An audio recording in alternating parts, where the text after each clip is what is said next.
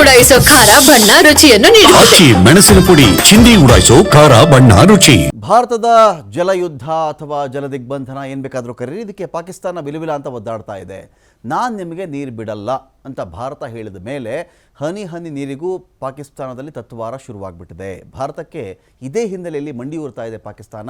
ಪರಿಪರಿಯಾಗಿ ಬೇಡಿಕೊಳ್ತಾ ಇದೆ, ಸಿಂಧೂ ನದಿ ನೀರಿನ ವಿಚಾರವನ್ನು ಮತ್ತೊಮ್ಮೆ ಪರಿಶೀಲಿಸಿ ನೀರು ನಮಗೆ ಹರಿಸಿ ಅಂಥೇಳಿ ಪಾಕ್ನ ಅಧಿಕಾರಿ ಭಾರತಕ್ಕೆ ಪತ್ರ ಬರಿತಾ ಇರೋದಿಲ್ಲಿ. ನನ್ನ ನಿರ್ಧಾರವನ್ನು ಬದಲಾಯಿಸಿ ಸ್ವಲ್ಪ ನಿಮ್ಮ ಡಿಸಿಷನ್ ಚೇಂಜ್ ಮಾಡ್ಕೊಳ್ಳಿ ಇಂಡಿಯಾದವರು, ನಮಗೆ ನೀರು ಬಿಡಿ ನೀವು ಅಂತೇಳಿ ಬೇಡಿಕೆ ಇಡ್ತಾ ಇದೆ ಪಾಕಿಸ್ತಾನ. ಭಾರತ ಸರ್ಕಾರಕ್ಕೆ ಔಪಚಾರಿಕ ಮನವಿ ಮಾಡಿರೋದು ಪಾಕ್ನ ಅಧಿಕಾರಿ. ಉಗ್ರತ್ವ ನಿಲ್ಲಿಸುವವರೆಗೆ ಸಿಂಧೂ ನದಿ ನೀರನ್ನು ಬಿಡಲ್ಲ ಅಂತ ಭಾರತ ಶಪಥ ಮಾಡಿದೆ. ಸಿಂಧೂ ನದಿ ಒಪ್ಪಂದವನ್ನು ಅಮಾನತಿನಲ್ಲಿ ಭಾರತ ಇಟ್ಟಿದೆ.